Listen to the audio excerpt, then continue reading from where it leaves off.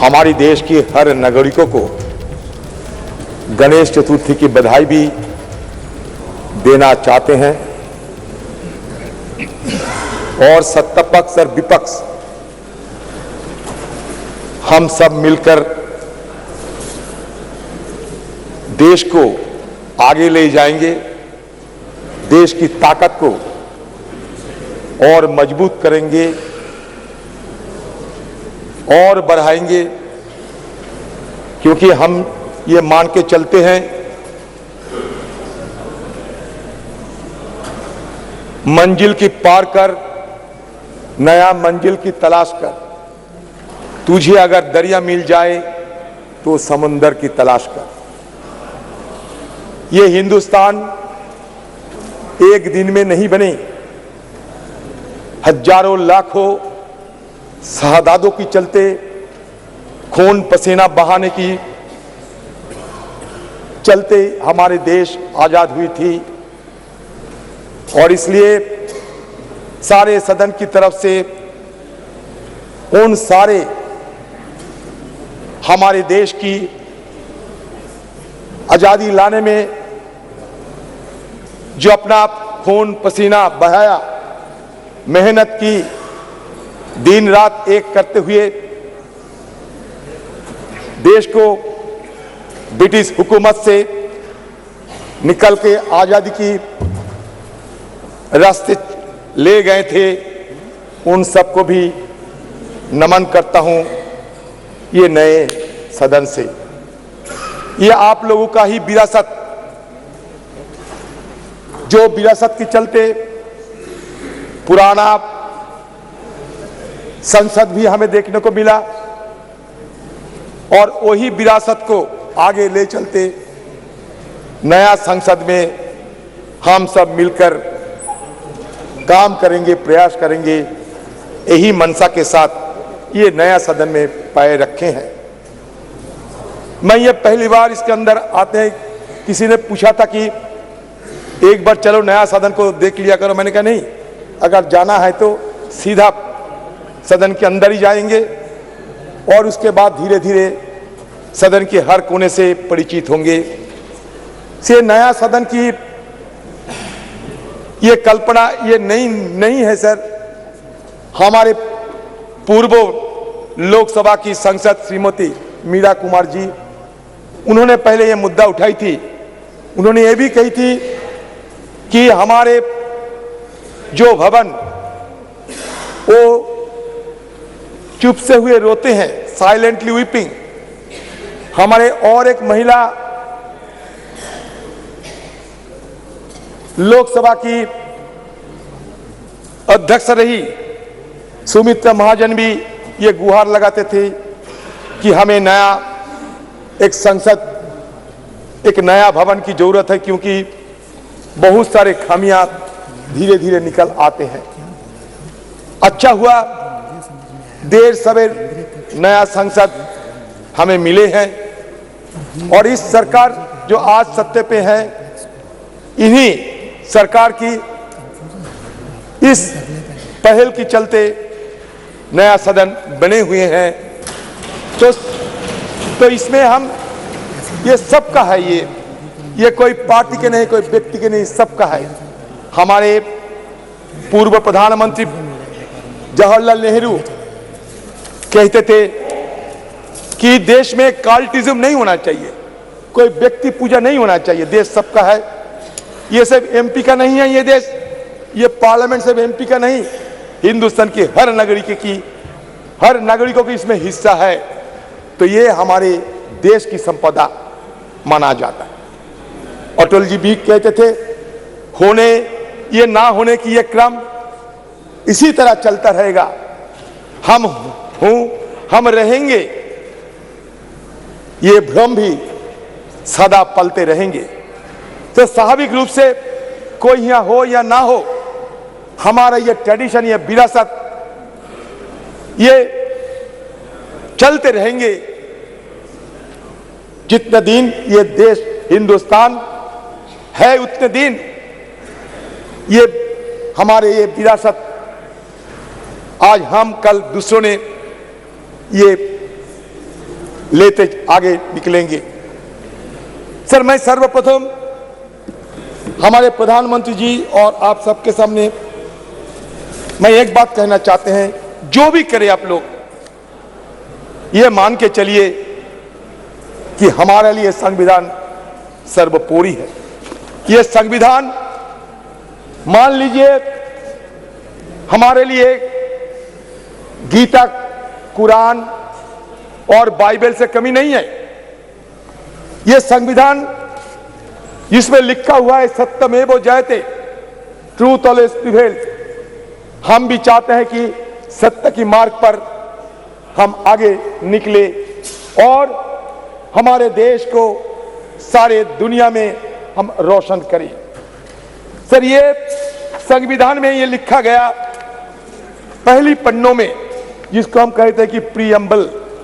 ये प्रीएम्बल में ये लिखा गया, we the people of India, we the people of India having solemnly resolved to constitute India into a sovereign democratic republic and to secure to all its citizens.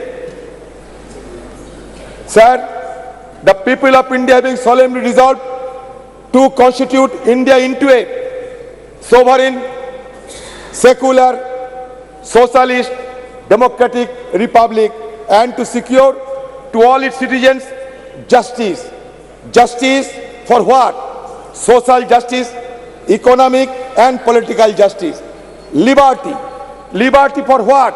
Liberty of thought, expression, belief, faith and worship. Sir, हो गया sir?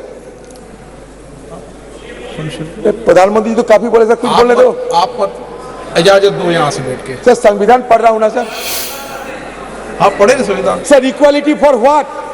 Equality of status and of opportunity and to promote among them all fraternity.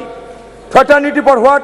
Assuring the dignity of the individual and the unity of the nation.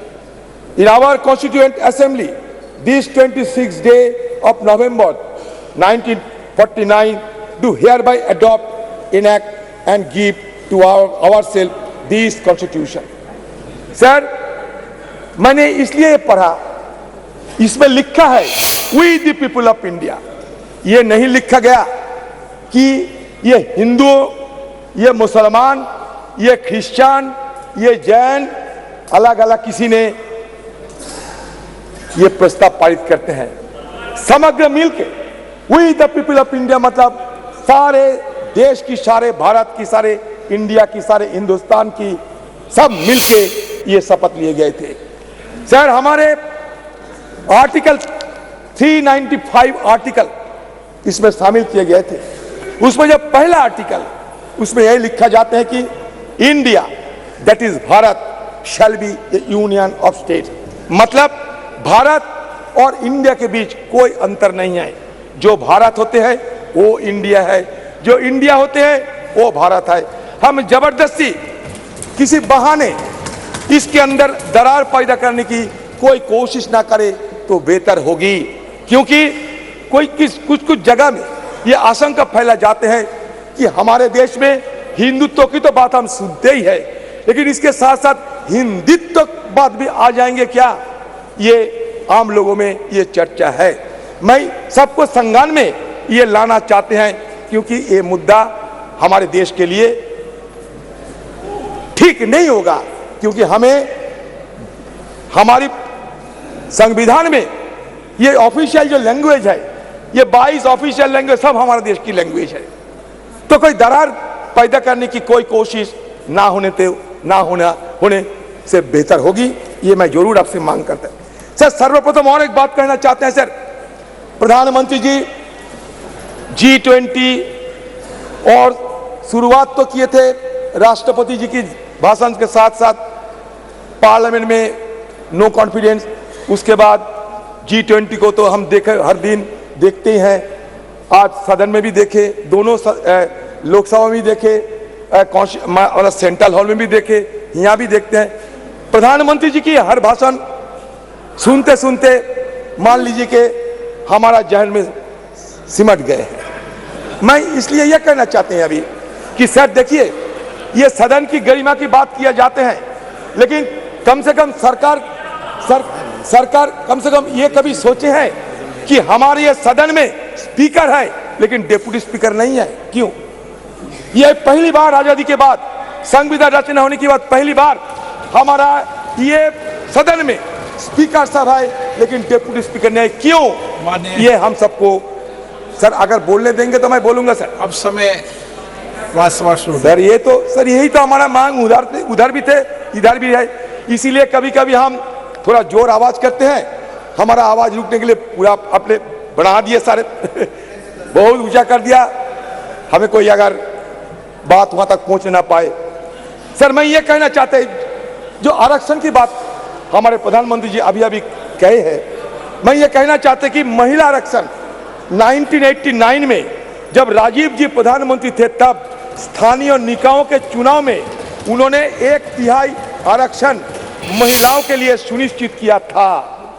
तत्पश्चात कांग्रेस की सरकारों ने लगातार प्रयास किया कि महिला आरक्षण का बिल पास हो, कानून बने, लोकसभा एवं विधानसभाओं के लिए भी 1/3 आरक्षण के लिए राजीव जी की सरकार, देखो प्रधानमंत्री जी कह रहे थे कि व्यवहार से पता चलेगा कौन कैसा व्यवहार करता है। प्रधानमंत्री खुद आप देख लो, प्रधानमंत्री का अपमान कर रहे हैं आप लोग। प्रधानमंत्री खुद आप लोगों को सिखाता कि व्यवहार की उल्टा व्यवहार करते हैं। सर हो गया, राजीव जी की सरकार, नरसिम्हा राव जी की सरकार, फिर डॉक्टर मनमोहन जी की सरकार, अलग अलग सरकारों ने अलग अलग समय पर अपनी हैसियत के अनुसार उसको पास कराने की प्रयास किया। कभी राज्यसभा में पास होता था, लोकसभा में नहीं होता था, कभी लोकसभा में होता था, राज्यसभा में गिर जाता था। डॉक्टर मनमोहन सिंह की सरकार के वक्त जो ये बिल आया वो आज तक जीवित है, राज्यसभा में पास हुआ है। हमारी CWC कांग्रेस कार्य समिति की बैठक में जो रेजोल्यूशन पास हुआ, प्रस्ताव पारित हुआ, उसमें ये मांग की गई है कि ये जो आने वाले विशेष सत्र है उसमें महिला आरक्षण की उस बिल को पास किया जाए, पारित किया जाए। ये बहुत महत्वपूर्ण है, ऐतिहासिक है। आपको ज्ञान है कि पूर्व कांग्रेस अध्यक्षा श्रीमती सोनिया गांधी ने पत्र भी लिखा था हमारे प्रधानमंत्री जी को, प्रधानमंत्री जी को पत्र लिखा था। हम फिर से उस मांग को इस प्रस्ताव के जरिए दोहराते हैं। अच्छा हुआ सर बात तो बहुत कुछ है। प्रधानमंत्री जी सिंगल दिखा रहे थे, आप बोलना बाद में, अभी बाद में बोले सर। बोल में महिला आरक्षण, प्रधानमंत्री सिंगल दिखा रहे थे महिला आरक्षण बिल के समय। आज तो स्वागत कर दे आपके, ये सिंगल सदन में स्वागत कर दे आज तो। सर सिंगल दिखा रहे थे सर, ये सिंगल की इतिहास थोड़ा बता देता है last. No sir when India sir ये सुनिए, ये इतिहास सुनिए। when India attained independence from the British, the then Viceroy Lord Mountbatten posed a question to be Prime Minister Jawaharlal Nehru. What is the ceremony that should be followed to symbolize the transfer of power from British to India hand? Sir गृह मंत्री जी clarification देना चाहते हैं sir कृपया अलो कर दिया जाए please. Sir माननीय गृह मंत्री जी, मैं माननीय अधीर रंजन जी ने 2 चीजें फैक्चुअली इनकरेक्ट कही है, या तो वो विड्रॉ करे या तो आपने सदन के टेबल पर उसको रखवाना चाहिए। एक, महिला आरक्षण बिल लोकसभा में पास हुआ था, कभी पास नहीं हुआ। और 2, कि ये बिल पुराना लोकसभा में लंबित है। ये बिल 2014 में ही लोकसभा के विघटन के साथ ही ये बिल निरस्त कर दिया गया है।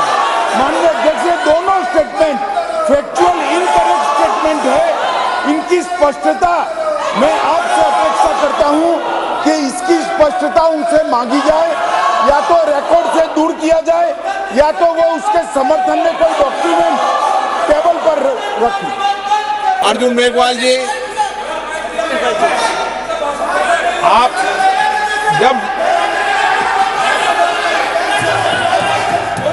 एक मिनट आप सीट बैठे, आप कंक्लूड कर दो प्लीज, बैठे कंक्लूड करो आप प्लीज। पहला दिन है, इतना बात बोलते हैं पहले दिन में, आप प्लीज अपनी सीट बैठे कंक्लूड करें आप। अधीर रंजन जी धन्यवाद देते हैं। Sir, Lord Mountbatten posed a question to the to-be Prime Minister Jawaharlal Nehru. What is the ceremony that should be followed to symbolize the transfer of power from British to Indian hands? Nehru then consulted Raja Gopalachari, commonly known as Rajaji, who went on to become the first Viceroy of India. Rajaji identified the Chola model, where the transfer of power from one king to another was sanctified and blessed by a high ruler. The symbol used was the handover of Sengal or scepter from one king to his successor. A golden scepter was crafted by Bhumidhi Bangaru Chetty, a famous jeweler in the Madras presidency. The makers of the Sengal, Bhimudi Etarajulu and Bhumudi Sudhakar, are living in Chennai. Sir, इतिहास बता रहा हूँ, कुछ नहीं. On August 14, 1947, the deputy high priest of Thirubhadu Thurai Adiman, Nagasaram player Rajaramthi Pillai and Odhuvar, a person who sings devotional songs in Tamil temples, were flown to Delhi capital from the then Madras presidency. The ceremony was conducted as per Tamil tradition, and the Sengal was handed over to Nehru at his house. Okay. इसमें नई बात कुछ नहीं है sir, ये लेकर ऐसा sir बनाया जाता है माहौल कि ये कुछ नहीं आजादी हुए हैं हमारे देश में, कुछ हो रहे हैं। सर, मैं बहुत सारे सलाह है सर, मैं सिर्फ एक बात कहना चाहते हैं कि ये सदन, ये ऐसा मत समझिए कि ये ईंट काटर पत्थर की सदन है सर। ये सदन, it is not built with bricks and mortars only. It is the soul of our India. The soul which was long suppressed find utterance in the wake of attaining independence. Sir, again I am saying that soul should not be suppressed again by any design. That is my view, and I am concluding the speech because sir, I do not find the adequate time to make my point further. गृह मंत्री जी, अध्यक्ष जी, मेरा व्यवस्था का प्रश्न है। माननीय अधीर रंजन जी ने जो कहा वो फैक्चुअली इनकरेक्ट है कि पुराना बिल अभी भी जीवित है। मेरी स्पष्ट जानकारी है कि पुराना बिल लैप्स कर गया है। अधीर रंजन जी ने जो कहा है उसके समर्थन में उनके पास कोई डॉक्यूमेंट है तो टेबल पर रखने चाहिए। एक, या तो उन्होंने स्टेटमेंट विड्रॉ करना चाहिए। दूसरा, उन्होंने कहा कि इस बिल को लोकसभा ने भी कभी पारित किया था राजीव गांधी जी के समय में, कभी नहीं हुआ है। माननीय अध्यक्ष जी, ये दोनों चीजों को माननीय बैठिए ना प्लीज, मैं आगे कहता हूँ प्लीज, मैं आगे माननीय सर प्लीज, आप बैठ जाइए। मुझे पूरा तो प्लीज माननीय अध्यक्ष जी, कल्याण जी प्लीज। माननीय अध्यक्ष जी, लोकसभा में जो बिल पारित होता है, अगर राज्यसभा उसको पारित नहीं करती है और लोकसभा का कार्यकाल समाप्त होता है तो वो बिल अपने आप लैप्स हो जाता है। मैं मानता हूं कि इस चीज को स्पष्टता करनी चाहिए और माननीय अध्यक्ष जी, अगर उनके पास अलग जानकारी है तो सदन के टेबल पर रखनी चाहिए।